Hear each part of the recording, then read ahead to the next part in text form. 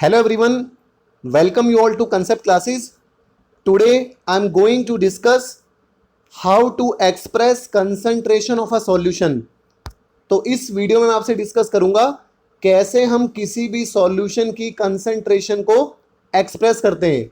देखिए, जो सॉल्यूशन जिस सॉल्यूशन के बारे में मैं डिस्कस करूंगा वो हमारा बाइनरी सॉल्यूशन होगा। बाइनरी सॉल्यूशन मतलब एक ऐसा सॉल्यूशन जिसमें दो कंपोनेंट्स प्रेजेंट होते हैं। तो a solution which contains only two component, जिसमें हमारे दो कंपोनेंट होते हैं। One component is called solute, तो पहला कंपोनेंट होता है उसे हम सॉल्यूट कहते हैं, और जो दूसरा कंपोनेंट होता है उसे हम क्या कहते हैं, सोलवेंट कहते हैं। ठीक है, अब सॉल्यूट क्या होता है? The substance which is present in lesser amount in a solution, तो वो सब्सटेंस जो सॉल्यूशन में कम मात्रा में उपस्थित होता है, जिसकी अमाउंट कम होती है सब्सटेंस सॉल्यूशन में, उसे हम सॉल्यूट कहते हैं। और सॉल्वेंट क्या होता है? The substance which is present in higher amount in a solution, और वो सब्सटेंस जो अधिक मात्रा में प्रेजेंट होता है किसी भी सॉल्यूशन में, उसे हम सॉल्वेंट कहते हैं। चलिए एक एग्जांपल से मैं आपको समझाता हूं। मान के चलिए आपने नमक का एक सॉल्यूशन बनाया है। तो नमक क्या होता है आपका? NaCl होता है। So you have make a solution of NaCl। तो उस नमक के सॉल्यूशन में जो आपका नमक हो गया वो आपको पता है वो कम अमाउंट में होता है, तो वो आपका सॉल्यूट हो गया। और जिसमें आपने नमक को डाला है, मतलब पानी में आपने नमक को डाला है और सॉल्यूशन बनाया है, तो आपका जो वाटर हो गया जिसमें आपने सॉल्यूट को ऐड किया है, यानी कि नमक को ऐड किया है, वो आपका सॉल्वेंट हो गया। ठीक है, ये बात क्लियर हो गई। तो बाइनरी सॉल्यूशन मतलब एक ऐसा सॉल्यूशन जिसमें ओनली टू कंपोनेंट्स होते हैं, क्योंकि बाई का मतलब ही टू होता है। One component is the solute, other is the solvent.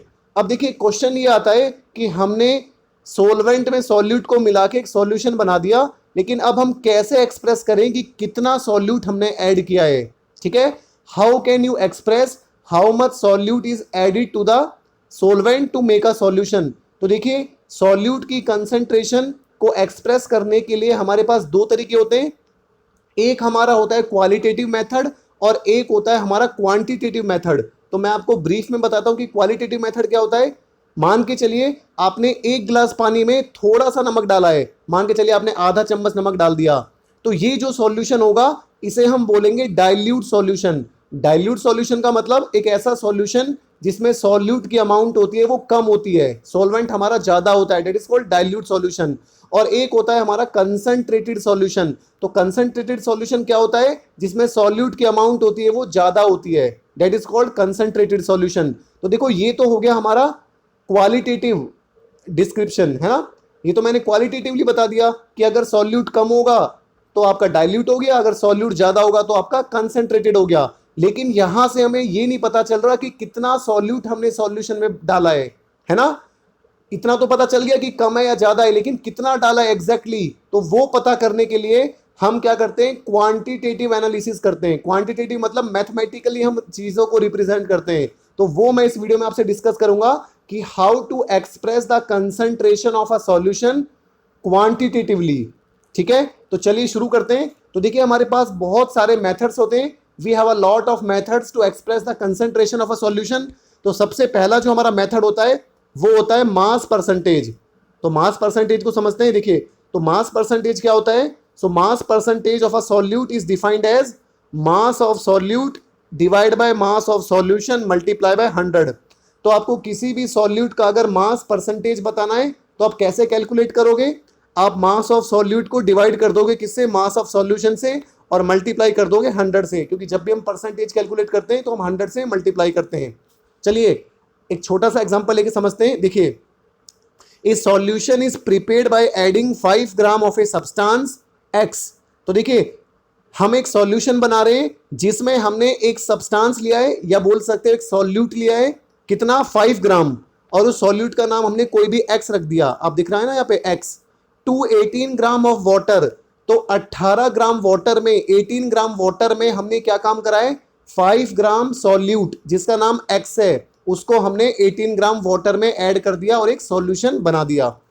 Calculate the mass percentage of the solute. तो हमें इस सॉल्यूट का मास परसेंटेज निकालना है। ठीक है, तो मास परसेंटेज कैसे निकालते हैं? अभी मैंने आपको बताया था, मास ऑफ सॉल्यूट अपॉन में मास ऑफ सॉल्यूशन मल्टीप्लाई बाय 100। चलिए मैं आपको करके दिखा देता हूं ये, ठीक है। तो हमारे पास जो सॉल्यूट है, देखिए हमारा जो सॉल्यूट है, सॉल्यूट कितना है हमारे पास 5 ग्राम, और हमारा जो सोलवेंट है, सोलवेंट मतलब पानी है जो जिसमें हम सॉल्यूट को डिसॉल्व कर रहे हैं, जो यहाँ पे वाटर है H2O, तो यहाँ पे हमारा सॉल्वेंट वाटर है, वो कितना है हमारा यहाँ पे 18 ग्राम, 18 ग्राम। और हमें क्या करना है यहाँ पे मास परसेंटेज कैलकुलेट करना है, मास परसेंटेज। तो मास परसेंटेज कैसे कैलकुलेट करोगे, मास of solute which is 5 gram divide by mass of solution. तो मास ऑफ सॉल्यूशन, सॉल्यूशन का मास कैसे निकालोगे, मास of solute plus mass of solvent. तो सॉल्यूट का मास हो गया 5, सॉल्वेंट का मास हो गया 18, तो ये तो हमारा हो गया मास of solute upon mass of solution. और परसेंटेज कैलकुलेट करने के लिए किससे मल्टीप्लाई कर देंगे, 100 से हम मल्टीप्लाई कर देंगे, ठीक है। तो 5 अपॉन ये कितना आ जाएगा 23 multiply by 100, after solving you will get the mass percentage of solute, ठीक है। तो आप यहाँ पे देख सकते हो कि मास ऑफ एक्स, एक्स हमारा सॉल्यूट था जिसका नाम हमने एक्स दे रखा है यहाँ पे, तो mass of x divide by mass of solution multiply by 100। तो हमारा मास ऑफ सॉल्यूट कितना है 5 ग्राम है, और सॉल्यूशन का मास कितना है, अब सॉल्यूशन क्या होता है, सॉल्यूट प्लस सॉल्वेंट होता है, तो सॉल्यूट का मास हो गया 5, सॉल्वेंट का मास हो गया 18, दोनों को ऐड कर दोगे तो सॉल्यूशन का मास मिल जाएगा। तो 5 अपॉन 23 मल्टीप्लाई बाय आप 100 करोगे तो आपका आ जाएगा 21.74%, ठीक है। So this is the first method to express the concentration of a solution. तो अब आपसे कोई कहेगा कि आपके सॉल्यूशन में सॉल्यूट की कितनी परसेंटेज है, तो आप कहोगे 21.74%, ठीक है। मतलब 100 ग्राम सॉल्यूशन में 21.74 ग्राम हमारा सॉल्यूट प्रेजेंट है, that is called mass percentage. चलिए आगे बढ़ते हैं। अब देखिए second method to express the concentration of a solution is mole fraction. Mole fraction बहुत इंपॉर्टेंट है, तो इसको सबसे पहले हम देखते हैं, डिफाइन कैसे करते हैं। It is the ratio of the number of moles of a particular component to the total number of moles in the solution. तो देखिए अगर हमें मोल फ्रैक्शन निकालना है किसी भी कंपोनेंट का, किसी भी सॉल्यूट का या किसी सॉल्वेंट का, अगर हमें मोल फ्रैक्शन निकालना है तो आप कैसे निकालोगे, it is the ratio, ratio मतलब डिवाइड करेंगे, किसको डिवाइड करेंगे, number of moles of a particular component. Particular component मतलब जिस कंपोनेंट का भी आपको मोल फ्रैक्शन निकालना है तो उसके नंबर ऑफ मोल्स को डिवाइड कर देंगे किससे, total number of moles in the solution. तो सॉल्यूशन में जो टोटल नंबर ऑफ मोल्स है उससे हम डिवाइड कर देंगे किसको, जिसके मोल्स आपको, जिसका मोल फ्रैक्शन आपको कैलकुलेट करना है उसके मोल्स को। दोबारा सुनो मैं आपको क्या कह रहा हूं, अगर हमें मोल फ्रैक्शन निकालना है किसी भी कंपोनेंट का, मान के चलिए आपको मोल फ्रैक्शन निकालना है किसी भी सॉल्यूट का, तो मोल फ्रैक्शन ऑफ सॉल्यूट कैसे निकालोगे, उस सॉल्यूट के आप नंबर ऑफ मोल्स कैलकुलेट करोगे और पूरे सॉल्यूशन के आप नंबर ऑफ मोल्स कैलकुलेट करोगे, और उसके बाद आप क्या करोगे, number of moles of solute divide by total number of moles of solution. तो ऐसे आप क्या निकाल सकते हो, मोल फ्रैक्शन निकाल सकते हो किसी भी कंपोनेंट का, सॉल्यूट का भी आप मोल फ्रैक्शन निकाल सकते हो और सोलवेंट का भी आप मोल फ्रैक्शन निकाल सकते हो। अभी एग्जांपल करेंगे तो ढंग से क्लियर हो जाएगा। देखिए आगे देखिए क्या लिख रखा है, ऑफ ए सब्सटेंस ए, तो कोई भी सब्सटेंस ए है हमारे पास, तो मान के चलिए ए सब्सटेंस हमारा क्या हो गया, सॉल्वेंट हो गया, ए को हमने सॉल्वेंट मान लिया, जैसे वाटर हो गया हमारा। डिसॉल्व्स इन सब्सटेंस बी, अच्छा यहां पे सब्सटेंस ए को बी में डिसॉल्व कर रहे हैं तो ए हमारा यहां पे सॉल्यूट हो जाएगा और बी हमारा सॉल्वेंट हो जाएगा जो भी है। And their number of moles are N1 and N2 respectively. अब ये चीज समझ लो मेन, तो मान के चलिए जो हमारा सब्सटेंस ए है, ए सब्सटेंस के हमने मोल्स मान लिए N1 हो गए, और हमारा जो बी सब्सटेंस है उसके हमने नंबर ऑफ मोल्स मान लिए N2 हो गए, ठीक है। जो ए सब्सटेंस है उसके हमने मोल्स मान लिए N1 है, और जो बी सब्सटेंस है उसके हमने नंबर ऑफ मोल्स मान लिए N2 है, ठीक है। तो अगर हमें मोल फ्रैक्शन निकालना है ए और बी का, तो सबसे पहले देखो ए का हम मोल फ्रैक्शन निकाल रहे हैं, तो ए का मोल फ्रैक्शन आप कैसे निकालोगे, अभी हमने फॉर्मूला करा था, है ना, अभी बताया था मैंने आपको, नंबर ऑफ मोल्स ऑफ ए। तो ए की जो भी नंबर ऑफ मोल्स होंगे उसको आप डिवाइड कर दोगे total number of moles of solution. तो सॉल्यूशन में जो टोटल मोल्स है उससे आप डिवाइड कर दोगे किसको, ए के जितने मोल्स हैं, ठीक है। और इसको रिप्रेजेंट कैसे करते हैं, एक्स से रिप्रेजेंट करते हैं हम। तो ए का मोल फ्रैक्शन क्या हो गया, x1 हो गया, रिप्रेजेंटेशन। अब बार बार मोल फ्रैक्शन लिखने की जगह हम क्या लिख देंगे, x1 लिख देंगे। अगर पहले कंपोनेंट का मोल फ्रैक्शन निकालना हो तो x1 लिख देंगे, सेकंड कंपोनेंट का मोल फ्रैक्शन निकालना हो तो x2 लिख देंगे, अगर कोई थर्ड कंपोनेंट भी प्रेजेंट होता है तो उसका मोल फ्रैक्शन निकालना हो तो x3 हम लिख देंगे। ठीक है, समझ आ रहा है। तो सबसे पहले हम किसका मोल फ्रैक्शन निकाल रहे हैं, we are calculating the mole fraction of x1। ठीक है, हम a का मोल फ्रैक्शन निकाल रहे हैं और a को मैं 1 से रिप्रेजेंट कर रहा हूं।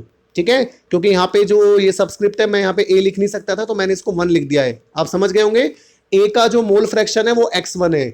अब x1 आप कैसे कैलकुलेट करोगे, देखिए मैंने आपको बताया था कि x1 is the mole fraction of component 1। तो 1 का मोल फ्रैक्शन कैसे करोगे, नंबर ऑफ मोल्स ऑफ 1। अब आपको जिसका भी मोल फ्रैक्शन निकालना होता है तो आपको 1 का मोल फ्रैक्शन निकालना है तो number of moles of first, तो फर्स्ट के नंबर ऑफ मोल्स कैलकुलेट कर लो और नीचे क्या आ जाएगा, total number of moles of solution. तो सॉल्यूशन में टोटल नंबर ऑफ मोल्स। इसी तरीके से आपको बी के अगर मोल फ्रैक्शन कैलकुलेट करना है बी का तो क्या करोगे, x2 is the mole fraction of B, तो number of moles of B. तो अब आप बी के नंबर ऑफ मोल्स ले लोगे और डिवाइड कर दोगे टोटल नंबर ऑफ मोल्स से, that is n1 plus n2। समझ आ रहा है। तो जिसका भी आपको मोल फ्रैक्शन निकालना है उसके आप नंबर ऑफ मोल्स कैलकुलेट कर लोगे और डिवाइड कर दोगे total number of moles of the solution. चलिए समझते हैं इसको। अब देखिए, तो ये मैंने आपको लिख के दिखा दिया। अगर आपको a का मोल फ्रैक्शन निकालना है तो नंबर ऑफ मोल्स आपने a के ले लिए और नंबर ऑफ मोल्स को हम n से रिप्रेजेंट करते हैं और नीचे आ गया total number of moles which is n1 plus n2।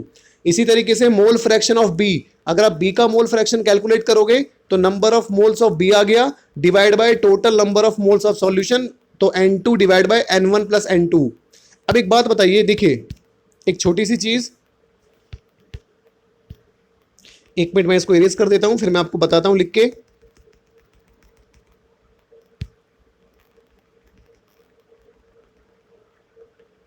देखिए आपने फर्स्ट के मोल निकाले, फर्स्ट का मोल फ्रैक्शन निकाला x1, वो कैसे निकाला आपने, n1 divide by n1 plus n2 ऐसे निकाला है। Number of moles of first divide by total number of moles of solution. आपने सेकंड कंपोनेंट का मोल फ्रैक्शन कैसे निकाला है, n2 divide by n1 plus n2 ऐसे निकाला है। अगर मैं आपसे कहता हूं कि टोटल मोल फ्रैक्शन कितना होगा, that is x1 plus x2 कितना होगा, तो आप क्या करोगे, n1 upon n1 plus n2 कर दोगे और इसमें प्लस कर दोगे n2 upon n1 plus n2। तो जब आप यहां पे एलसीएम लोगे तो एलसीएम क्या आ जाएगा आपका, n1 प्लस n2 आपका एलसीएम आ जाएगा और ऊपर भी कितना आ जाएगा, n1 प्लस n2 आपका आ जाएगा। तो n1 प्लस n2 से कट जाएगा, ये कितना बच जाएगा, 1 बच जाएगा। तो इसका मतलब टोटल जो आपका मोल फ्रैक्शन है, so total mole fraction is always equal to 1। तो जब भी आप मोल फ्रैक्शन निकालते हो और उनका टोटल कर देते हो, एक सॉल्यूशन में जितने भी कंपोनेंट है आपने सभी कंपोनेंट का मोल फ्रैक्शन निकाल लिया और उन सभी मोल फ्रैक्शन को अगर आप ऐड कर देते हो तो आपको हमेशा 1 मिलेगा, क्योंकि आपने सारे मोल्स ऐड कर दिए तो आपको टोटल कितना मिलेगा, 1 मिलेगा। समझ आ रहा है। अगर 2 कंपोनेंट है तो x1 प्लस x2 1 हो जाएगा, 3 कंपोनेंट है तो x1 plus x2 plus x3, मतलब तीनों का मोल फ्रैक्शन मिलके 1 हो जाएगा। समझ आ गया। चलिए अब एक क्वेश्चन करते हैं, क्योंकि क्वेश्चन हमें समझा देता है, चीजों को ढंग से क्लियर कर देता है। A solution is prepared by adding 360 gram of glucose to 864 gram of water. तो देखिए हम यहाँ पे एक सॉल्यूशन को बना रहे हैं और कैसे बना रहे हैं, 360 ग्राम ग्लूकोज को हम ऐड कर रहे हैं 864 ग्राम ऑफ वाटर। तो हमारे पास जो वाटर है, मतलब जो सोलवेंट है वो 864 ग्राम है और हमारे पास जो सॉल्यूट है, मतलब जो ग्लूकोज है वो 360 ग्राम है। तो ऐसे हम सॉल्यूशन बना रहे हैं, 360 ग्राम ग्लूकोज को डाल रहे हैं हम 864 ग्राम वाटर में।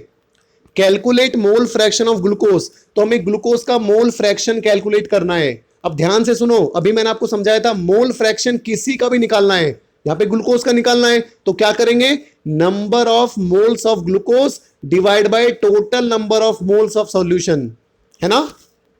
तो यहां पे आप कैसे कैलकुलेट करोगे, देखिए मैं आपको बताता हूं। यहां पे तो आपको मोल फ्रैक्शन मतलब x निकालना है, किसका, ग्लूकोज का, तो मैं g से रिप्रेजेंट कर देता हूं। तो ये कैसे निकालोगे, number of moles of glucose यानी Ng divide by total number of moles of solution. तो सॉल्यूशन में एक तो ग्लूकोज है उसका मोल निकाल लोगे और प्लस एक वाटर है उसका निकाल लोगे, डेट इज NW। फॉर्मूला समझ आ गया? तो नंबर ऑफ मोल्स आप कैसे निकालोगे यहाँ पे, Ng मतलब ग्लूकोज के नंबर ऑफ मोल्स कैलकुलेट कर लोगे और नीचे डिवाइड कर दोगे किससे, ग्लूकोज के नंबर ऑफ मोल से और वाटर के नंबर ऑफ मोल से। अब एक इंपॉर्टेंट चीज आती है कि यार नंबर ऑफ मोल्स कैसे कैलकुलेट करें। तो देखिए मैंने पिछली जो वीडियो बनाई थी मोल कंसेप्ट के ऊपर, उसमें मैंने इजीली एग्जांपल से समझा रखा है कि हमारा मोल होता क्या है और कैसे हम नंबर ऑफ मोल्स कैलकुलेट कर सकते हैं। तो अगर आपको डिटेल में अच्छे से समझना है कि नंबर ऑफ मोल्स क्या होते हैं, मोल कंसेप्ट क्या होता है, तो आप उस पिछली वीडियो को पहले देखिए फिर आप इस वीडियो को देखिए, क्योंकि अगर आप मोल कंसेप्ट को नहीं समझेंगे तो आगे बहुत प्रॉब्लम्स होंगी चीजों को समझने में। ठीक है, तो पहले आपको मोल कंसेप्ट की दोनों वीडियोस देखनी है, तब जाके आपको ये वीडियो देखनी है, तभी आपको ढंग से क्लियर होगी, 101% बिल्कुल क्लियर हो जाएगी। चलिए अब इसको करते हैं हम। देखिए तो अगर मैं आपसे कहता हूं सबसे पहले आपको मोल्स निकालने किसके, ग्लूकोज के, तो कैसे निकालोगे अभी मैं आपको बताता हूं। तो देखिए आपको X निकालने, ग्लूकोज के मोल्स निकालने हैं, सॉरी मोल्स निकालने, तो N से रिप्रेजेंट करते हैं हम, है ना। मोल्स को हम कैसे रिप्रेजेंट करते हैं, N से रिप्रेजेंट करते हैं। तो आपको ग्लूकोज के मोल निकालने हैं। तो देखिए आपको किसी के भी अगर नंबर ऑफ मोल्स निकालने हो तो एक छोटा सा फॉर्मूला याद कर लो, उसका जितना मास आपको गिवन है या जितना वेट आपको गिवन है, तो गिवन मास डिवाइड बाय उसका मोलर मास, ये फॉर्मूला आपको यूज करना है। आप किसी के भी नंबर ऑफ मोल निकाल सकते हो, समझ आ रहा है, छोटा सा फॉर्मूला। तो नंबर ऑफ मोल्स आपको किसी के भी निकालने हो तो आप क्या करोगे, गिवन मास और डिवाइड कर दोगे किससे, मोलर मास से। तो देखिए आपको नंबर ऑफ मोल्स किसके कैलकुलेट करने, ग्लूकोज के कैलकुलेट करने। तो ग्लूकोज का गिवन मास कितना है, आपको क्वेश्चन में कितना दिया हुआ है गिवन मास, आप क्वेश्चन में देख सकते हो। यहां पे जो ग्लूकोज है वो 360 ग्राम है, ठीक है। तो ग्लूकोज हो गई 360 ग्राम अपॉन में ग्लूकोज का मोलर मास। अब आपको ग्लूकोज का मोलर मास निकालना है, अब वो कैसे निकालें। अब आपको पता है देखिए ग्लूकोज जो होता है वो क्या होता है, C6H12O6 होता है ना। अब इसका मोलर मास कैसे निकालोगे, यहाँ पे कार्बन है, कार्बन का मास कितना होता है, 12 होता है, और कितने कार्बन है, 6 कार्बन है, तो 12 × 6 कर दोगे, प्लस हाइड्रोजन कितने, यहाँ पे 12 हाइड्रोजन है, एक हाइड्रोजन का 1 होता है, तो 12 का कितना हो गया, 1 × 12 हो गया, प्लस ऑक्सीजन कितने, यहाँ पे 6 ऑक्सीजन है, एक ऑक्सीजन का जो मास होता है वो कितना होता है, 16 होता है, तो 6 का कितना हो गया, 16 × 6। तो जब आप इन सबको ऐड करोगे तो आपको कितना मिल जाएगा, यू विल गेट 180, आप करके देख सकते हो, ठीक है।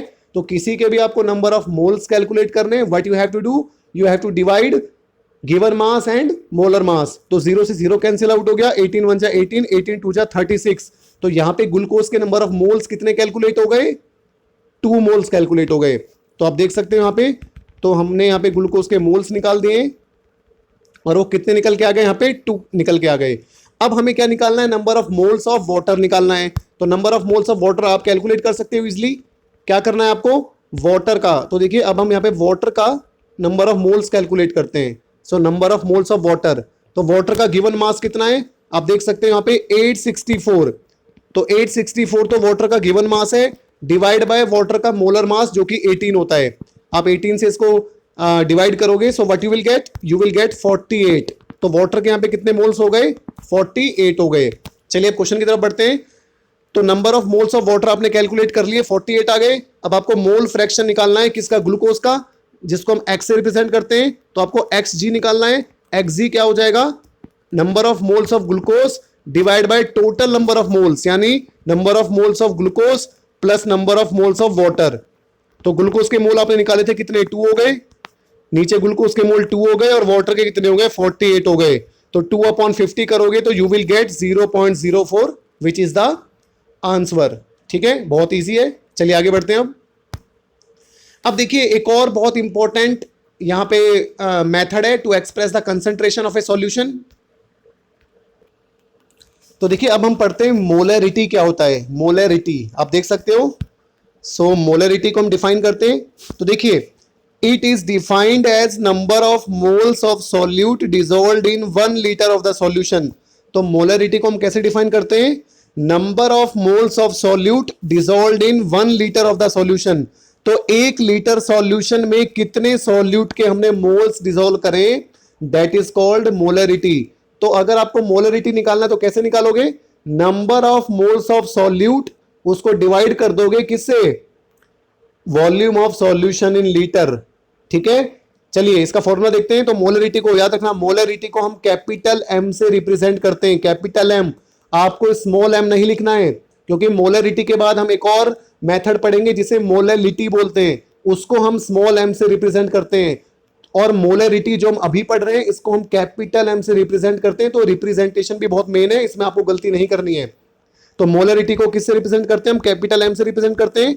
और इसको कैसे डिफाइन करते हैं? Number of moles of solute, solute के जो नंबर ऑफ मोल्स है उसको डिवाइड कर देंगे किससे? Volume of solution in litre.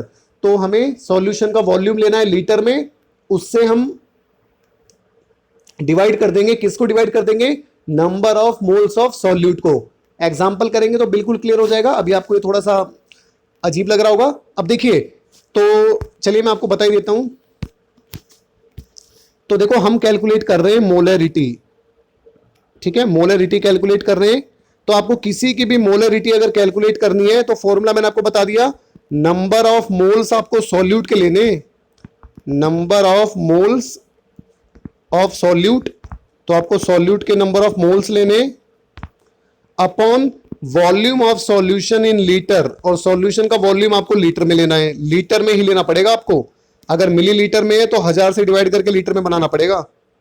ठीक है, volume of solution in litre. अब देखिए, तो ऊपर तो है आपका number of moles of solute. अब क्वेश्चन आता है number of moles of solute कैसे निकालें? अभी मैंने आपको बताया था, क्या करोगे? गिवन मास या वेट बोल सकते हो, गिवन मास बोल सकते हो, गिवन वेट बोल सकते हो। तो जो भी सॉल्यूट है उसका जो भी आपको गिवन मास है अपॉन में क्या कर दोगे? उसका मोलर मास। समझ आ रहा है? मैं आपको बता देता हूं। तो अगर आपको नंबर ऑफ मोल्स निकालने किसी भी सॉल्यूट के, तो आप क्या करोगे? Given mass. अब देखिए, गिवन मास है, गिवन वेट लिख सकते हो, वेट को हम W से रिप्रेजेंट करते हैं। और सॉल्यूट के लिए मैं 2 लिख के चल रहा हूं। मान के चलिए सॉल्वेंट को मैं 1 से रिप्रेजेंट कर रहा हूं और सॉल्यूट को मैं 2 से रिप्रेजेंट कर रहा हूं। तो मुझे N2 निकालना है। N2 मतलब number of moles of solute निकालना है। अगर मैं कहीं पे N1 लिखता हूं तो number of moles of solvent होता है। ठीक है, तो N2 कैसे निकालेंगे? W2 अपॉन में कैपिटल M2, ये लिखना सीख लो, ये बहुत इंपॉर्टेंट है। तो N2 मतलब हो गया number of moles of solute, W2 मतलब हो गया given weight of solute, M2 हो गया capital M2 molar mass of solute. तो number of moles of solute कैसे निकालोगे आप? Given weight of solute divide by molar mass of solute. तो जो भी आपको सॉल्यूट गिवन है उसका आपको मोलर मास लेना है। और मोलर मास क्या होता है? 1 मोल का जो मास होता है किसी भी सब्सटेंस का, 1 मोल का जो मास होता है, that is called molar mass. ये मैं समझा चुका हूं पहले बहुत डीपली। तो देखिए यही मैंने यहां पे लिख रखा है, wait of solute divide by molar mass of solute into volume of solution in litre. ये कैसे लिखा है? तो आपकी जो मोलरिटी है कैपिटल एम, वो क्या हो जाएगी? Number of moles. Number of moles क्या होते हैं?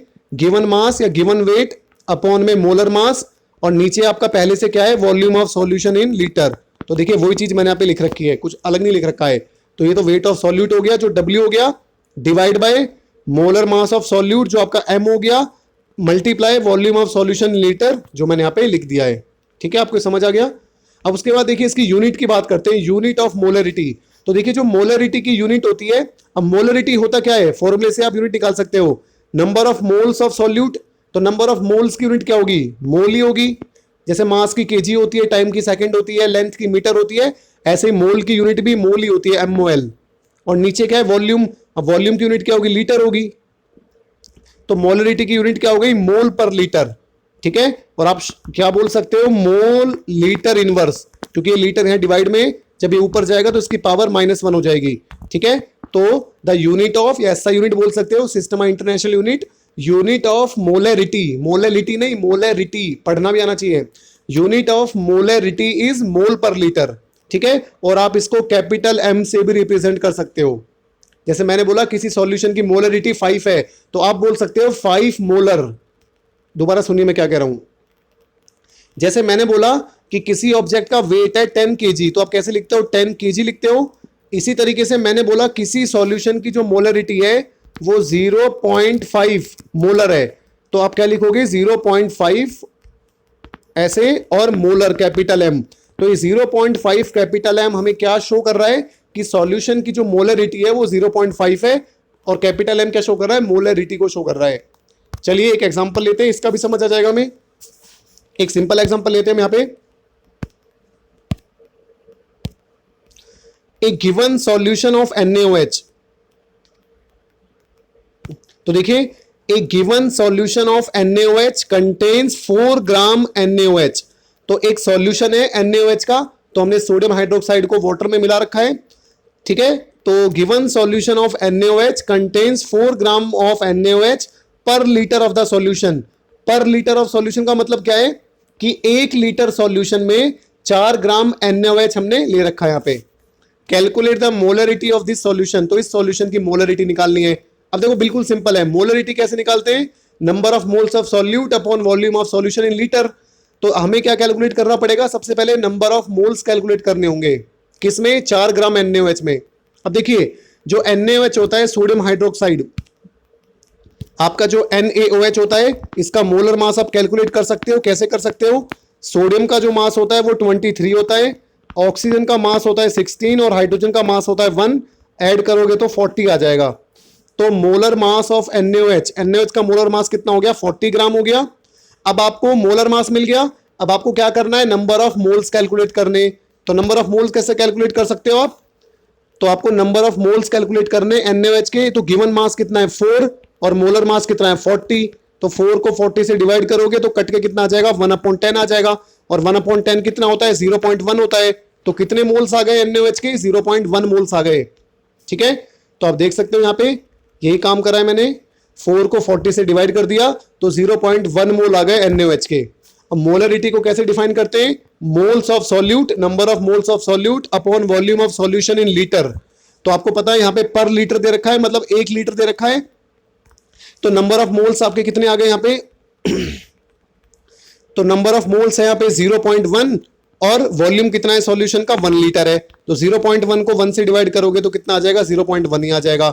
और मोलरिटी निकालिए तो कैपिटल M से इसको रिप्रेजेंट करेंगे, ठीक है। तो यहाँ पे मोलरिटी कितनी आगे निकल के 0.1 मोलर इज द मोलरिटी। चलिए एक लास्ट एग्जांपल देखते हैं।